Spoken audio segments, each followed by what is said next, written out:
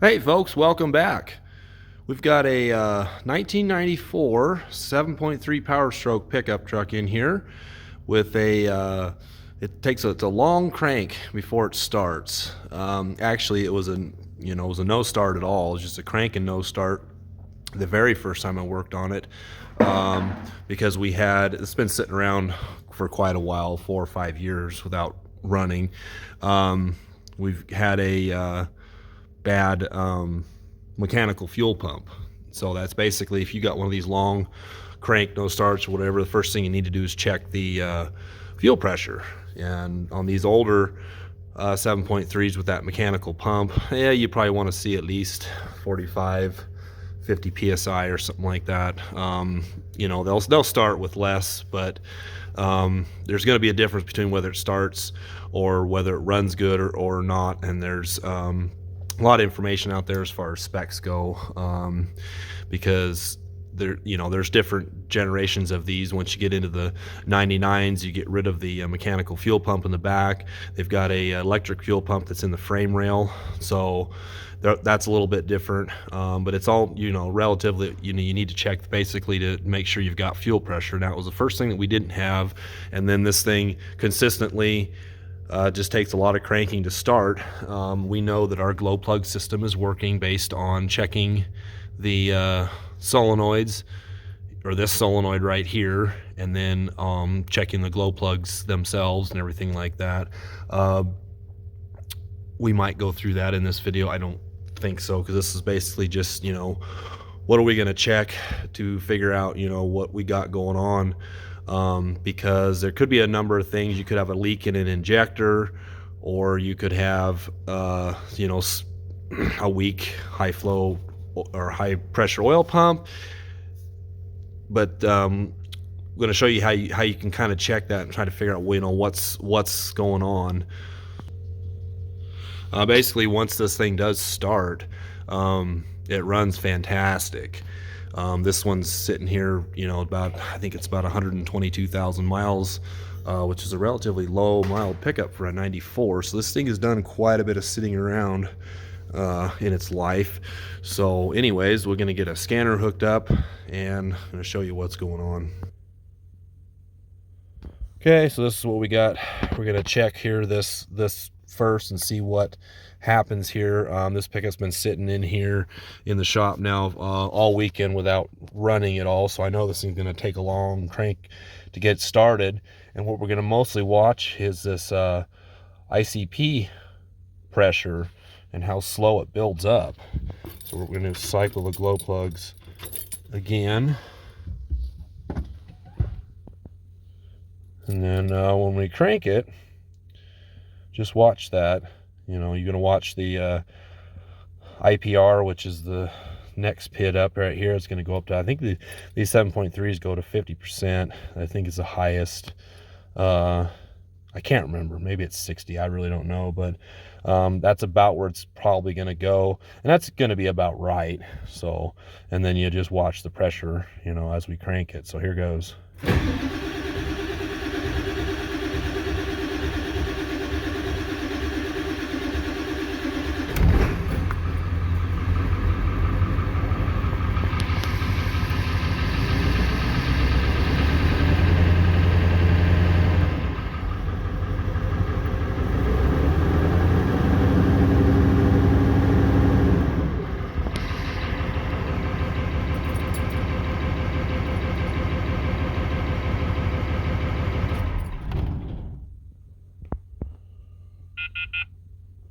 All right, so you notice how long that took to build up while it was cranking. But once you seen that it started to build up, and as soon as it got to, it's close to about 400 or 500 psi, that's when it lit up and started and took off. Okay, so one of the things, there's a plug right here on the top of this, what they call the HPOP reservoir. So it's your high pressure oil pump reservoir. So this is supplied with oil, because right in the back down underneath there is your high pressure oil pump that supplies all the injectors and everything. And then your IPR is what controls what how much oil, because that pump basically is wanting to produce 2,500 to 3,000 psi all the time, and then the IPR opens and closes as it needs to either let oil bypass or send it to the injectors, depending on what is needed as far as acceleration or just cruising, this, that, and the other. So this needs to be full, and these things can drain back. This one actually does. It does drain down about that far from the top. Seems like the longer it sits, it actually drains pretty much most of the oil. I think the first time I ever saw this pickup, there wasn't any oil in this particular thing, and that's the only thing we're going to do is we're going to remove this this reservoir top here, get it all cleaned out, because oil has been changed in this thing. It was one of the first things we did once we got it running, is because you've got to have good oil in these things. You can't have old oil, can't have oil with tons of miles on it. These things will not run right. But back inside here, there's going to be a check ball and spring and all that stuff, and that's what actually keeps this reservoir full. But one of the main things we're going to do is the low pressure oil pump, and I have another video out showing how to replace that and everything. It's on a newer one of these, but they're all about the same. So we're going to end up replacing that low pressure oil pump. Okay, so we got this is basically just your Melling M208 low pressure oil pump that goes right in the back of the crank sensor. Everything is all put together. There's a front seal right in here, and these are relatively easy to change. That's the first thing we're going to do. These are updated to where they're, it's a better flow pump, so it's going to get oil flowing up through that reservoir to the high pressure oil pump a lot faster, and that's what we need. But along with all of that, we know that with this pickup, being sitting around, or if you have a pickup that has, if you're working on it, they haven't really done very good at keeping the oil change or whatnot, it's really not a bad idea to get in here and clean this. There's actually like a filter and screen that we'll see inside of here, and that will really needs to be clean and everything like that. And then we'll also do that check ball and everything.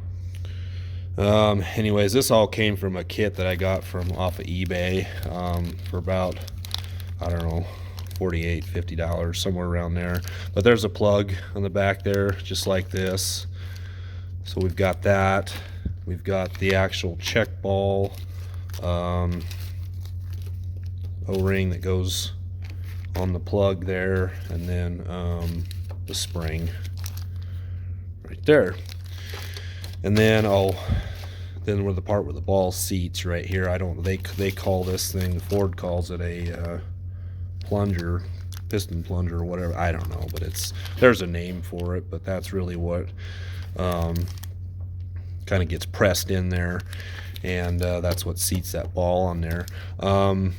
Most likely a lot of this has just got some gunk and everything like that, old stringy oil and whatnot on there. It's just not working correctly. That's the reason that the oil level falls down. But even still, this thing could sit for about an hour. The level will be about that far from the top, that's okay. That's really what you want. This thing will still take a long time to crank, not as long, but it still will take a long time. So along with this thing leaking down just a little bit, this thing does still crank long enough. Thus the reason we're replacing the low pressure oil pump, to get some better flow, because it's not only just that you're going to be needing better flow, is even this engine's with relatively low miles that this thing has, it's still got over 100,000 miles on it. So it is you know, as far as like the rest of the engine and all that stuff, you know, because one of these low pressure oil pumps, they don't necessarily create like oil pressure, they just create flow. The rest of the engine basically creates the pressure. It's kind of like holding a garden hose and, you know, sticking your thumb over the top of it. You know, you're creating the pressure by how much you move your thumb away from everything like that. So, you know, you got piston rings, crank bearings, and, you know, I didn't mean piston rings, rod bearings and main bearings and all that kind of stuff that don't have the tolerances they had when this thing was brand new. You know, you're going to create a little bit less pressure, so having a little bit more flow from a pump is better for a, you know, an older engine. And that's exactly what we're going to be doing. And then you know we'll test and prove that basically when, you know, you have a better flow, you've got this system all cleaned out, new check ball and all that kind of stuff, this thing will start pretty dang fast every single time. So anyways,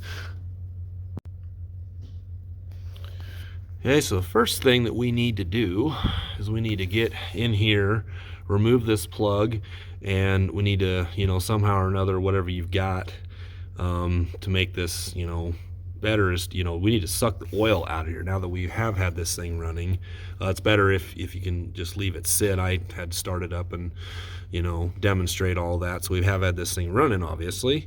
So this is all full of oil now, but what we need to do is get the oil out of it, and then we needed to remove this nut, which, and this nut right here, oh, it's right underneath there.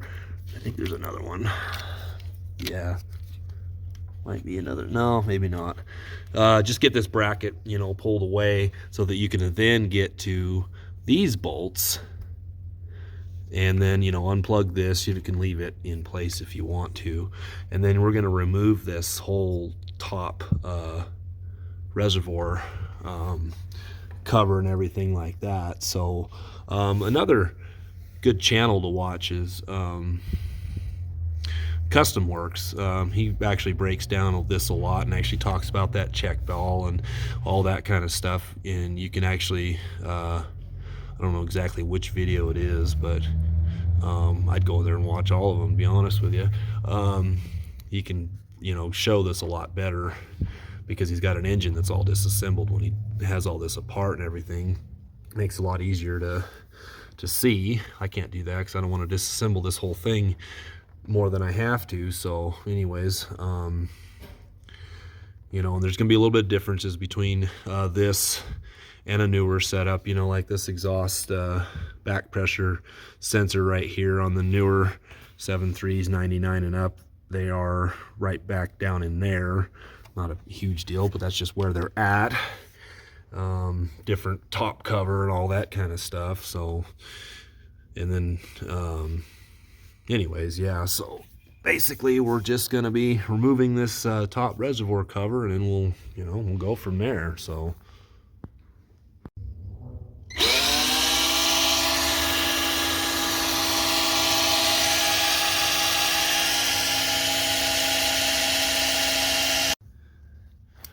one thing when removing this bracket here that has this back pressure sensor on there, just get you a 5/8 wrench and remove that fitting off of there, so that I didn't want to bend the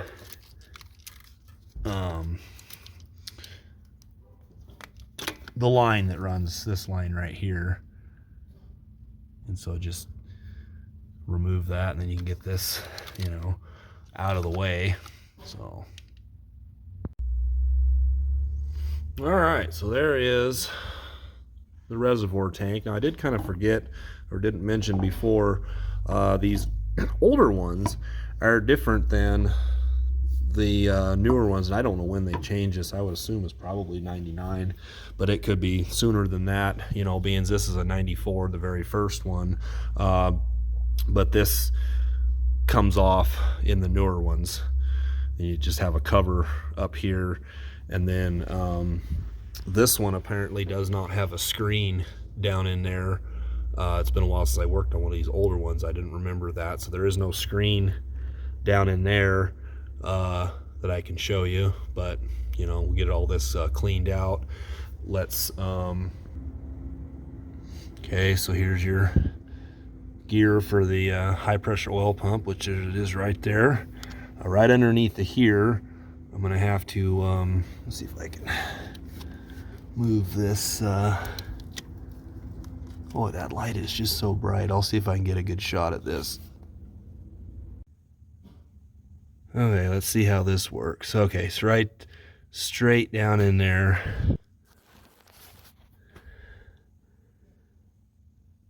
See that square drive? That is a little plug that we're going to be pulling out.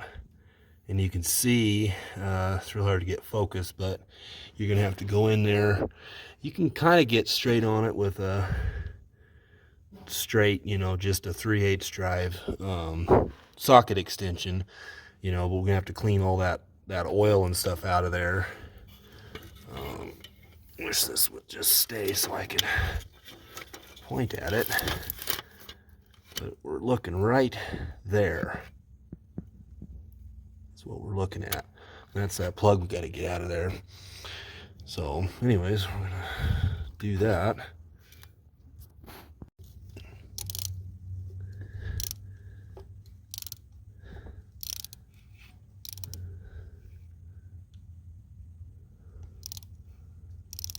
Just like that.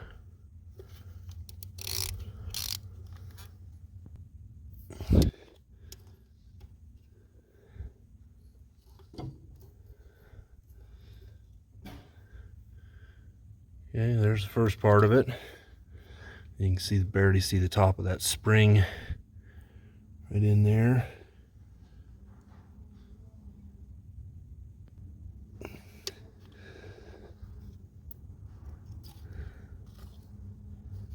There comes the spring.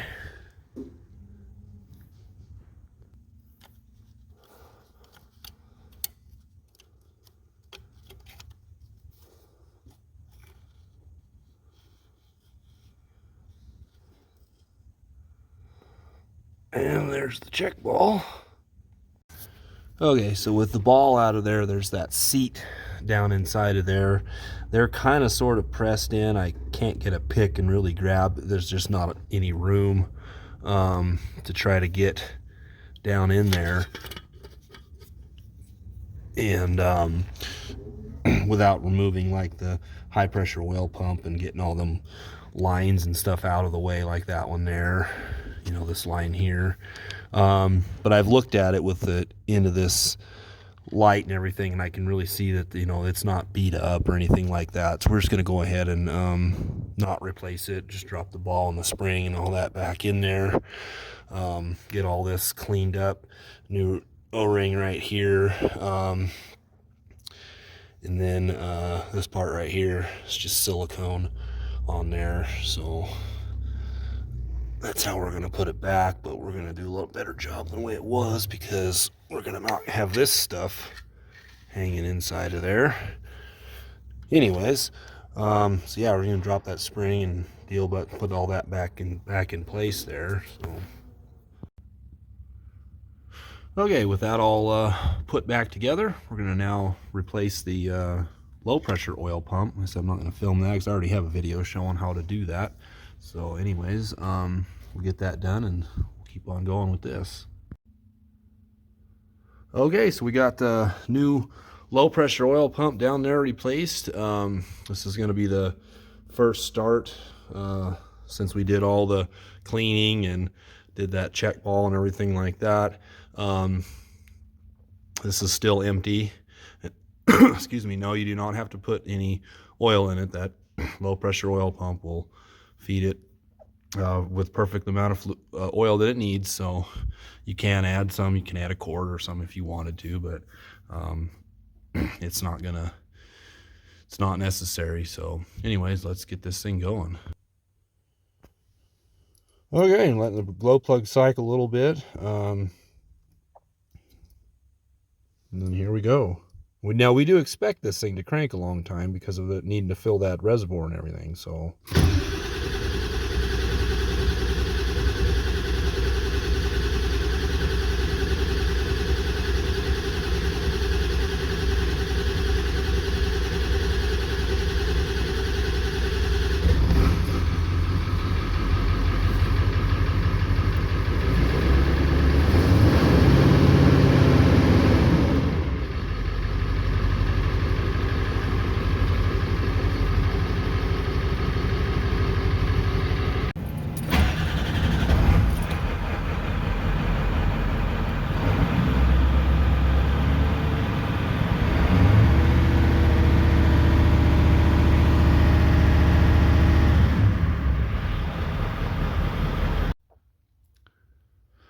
that's a wrap for this one. That should help this one start a lot better, a lot faster than it used to. So hopefully that helps you a little bit. Anyways, thanks for watching.